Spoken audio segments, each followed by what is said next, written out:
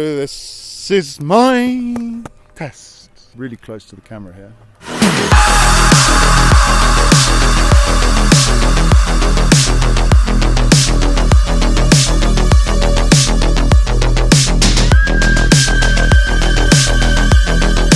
I've been testing a bike. I've done 1,100 kilometers with this bike. It's because I love it. It's a bloody amazing bike. So what is this bike? Well, it's the Trek Rail 9.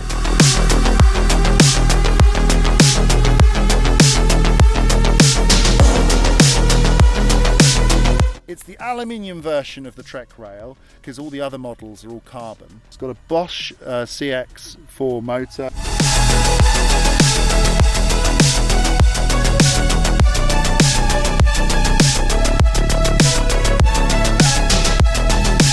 630 watt-hour battery. The new software update, the 2021 software, which means more torque, 85 newton meters.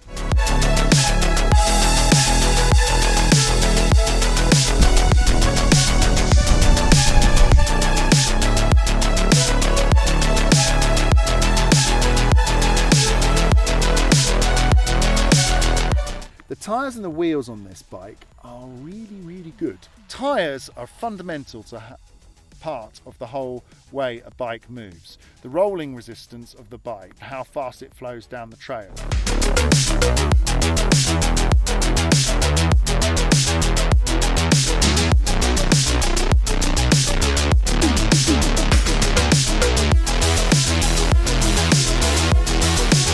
Has a lot to do with the wheel setup. Now you've got a 29er wheel front and rear here.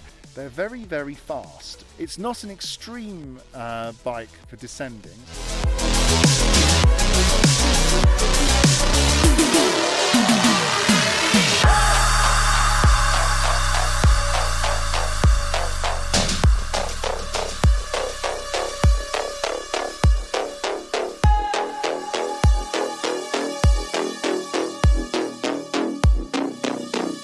Right, it's got 160 mils of travel on the front. It's got the new Zeb fork, which I really like. It's pretty stiff, and if you put the front of the bike into a hole, don't feel yourself diving or losing it. There's a few occasions where when I rode into holes or into rocky sections, pretty sure if I'd done it with a smaller fork, with thinner fork legs, I would have for sure gone over the bars or had a very awkward moment. You tend to find your arms are slightly less tired. The whole experience on board is way more enjoyable because of this sort of stiffer, more resistant structure under you. Although it's not a super long bike, for my height at 1 meter 83, I feel pretty much at the sweet spot of this bike, and this is the L size.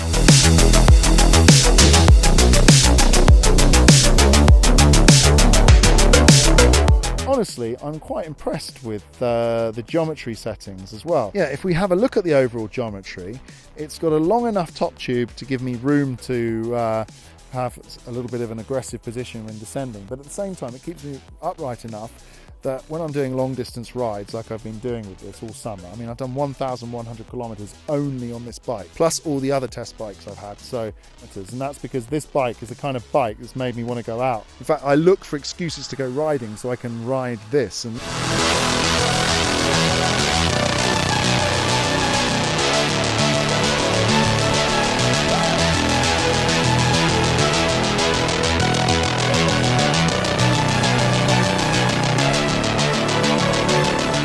component build, they're all in-house Trek components who own Bontrager, and overall they all work really well. There's no creaks, no rattles, everything's been working brilliantly, because after that many kilometers you normally have a rattle or a creak or something. And let's be honest, the position of this display on the middle of the top tube there is much better and the best place to put this Kiox display, because it's a little bit too big, a little bit too city-like for an off-road bike. Something else which they've got here is a knock block, which apparently is a safety feature, so if you crash as well you don't stab yourself with a bar in the stomach. Also stops the fork smacking into the frame on the smaller sizes. It's 24 kilos. It does not feel 24 kilos in weight. That's one thing I have noted. Now, they've specified code R brakes, which I like. I like SRAM brakes in general, but the best thing about this is they put a 220mm disc on the front. Now, that is bloody brilliant.